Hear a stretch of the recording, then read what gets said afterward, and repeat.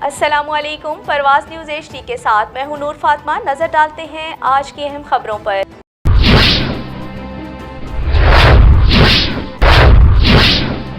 سرگودا کے شاہراہوں اور بازاروں میں تجاوزات کی بھرمار۔ دکانداروں نے پختہ اور عارضی تجاوزات قائم کرکے شہریوں کو اذیت میں مبتلا کر دیا۔ Block number 2 government girls school اور امبالہ بوائے اسکول کے باہر تجاوزات مافیا نے مستقل قبضہ کر رکھا ہے، جس سے بچوں اور بچیوں کو گزرنے میں شدید مشکلات کا سامنا کرنا پڑتا ہے، جبکہ میونسپل کارپوریشن کا عملہ انکروچمنٹ میں فرضی کارروائی کرکے سب اچھا کرنے کی رپورٹ پیش کرتے ہیں۔ دکانداروں نے پیدل چلنے والے شہریوں کے لیے بنائی گئی فٹ پاتھ پر تجاوزات قائم کرکے بھاری رقم وصول کرتے ہیں۔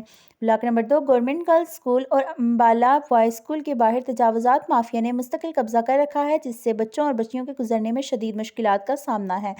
شہریوں کا کہنا ہے کہ میونسپل کارپوریشن کی عملہ مبینہ منتھلی وصول کرکے بازار کو رینٹ پر دے رکھا ہے، کوئی بھی آفیسر کارروائی کرنے کو تیار نہیں۔ شہریوں نے مطالبہ کیا ہے کہ انتظامیہ تجاوزات مافیا کے خلاف سخت ایکشن لے تاکہ تجاوزات کی وجہ سے شہر کا حسن ماند پڑ رہا ہے اور شہریوں کو بھی شدید پریشانی کا سامنا ہے، ان کے لیے بھی آسانی پیدا ہو سکے۔